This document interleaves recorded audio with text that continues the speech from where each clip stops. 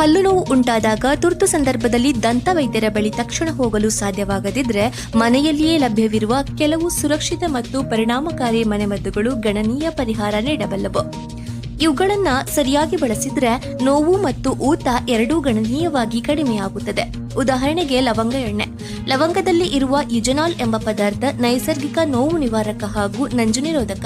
ಸಣ್ಣ ಹತ್ತಿಯ ಉಂಡೆಗೆ 2 ರಿಂದ 3 ಹನಿ ಲವಂಗ ಎಣ್ಣೆ ಹಾಕಿ ನೋವಿನ ಹಲ್ಲು ಅಥವಾ ಒಸಡಿನ ಮೇಲೆ 5 ರಿಂದ 10 ನಿಮಿಷ ಇಟ್ಟುಕೊಳ್ಳಿ. ಇದು ತಕ್ಷಣವೇ ನೋವು ಕಡಿಮೆ ಮಾಡುತ್ತದೆ. ಇನ್ನು ಉಪ್ಪು ನೀರಿನಿಂದ ಬಾಯಿ ಮುಕ್ಕಳಿಸುವುದು. ಇದು ಬಾಯಿಯಲ್ಲಿರುವ ಬ್ಯಾಕ್ಟೀರಿಯಾವನ್ನ ಕೊಂದು ಒಸಡು ಊತವನ್ನು ಕಡಿಮೆ ಮಾಡುತ್ತದೆ. ಹಾಗೆಯೇ ಹೊರಗಿನಿಂದ ಐಸ್ ಪ್ಯಾಕ್ ಮಾಡೋದು, ಈರುಳ್ಳಿಯನ್ನ ನೋವಿರುವ ಹಲ್ಲಿನ ಬಳಿ ಇಡೋದು, ಅರಿಶಿಣ ಪೇಸ್ಟ್ ಇತ್ಯಾದಿ.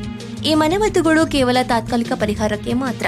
ನೋವು 2 ರಿಂದ 3 ದಿನಕ್ಕಿಂತ ಹೆಚ್ಚು ಮುಂದುವರಿದ್ರೆ, ಊತ ಜಾಸ್ತಿಯಾದ್ರೆ, ಜ್ವರ ಬಂದ್ರೆ ಅಥವಾ ಮುಖ ಊದಿಕೊಂಡ್ರೆ ತಕ್ಷಣ ದಂತ ವೈದ್ಯರನ್ನ ಸಂಪರ್ಕಿಸಿ.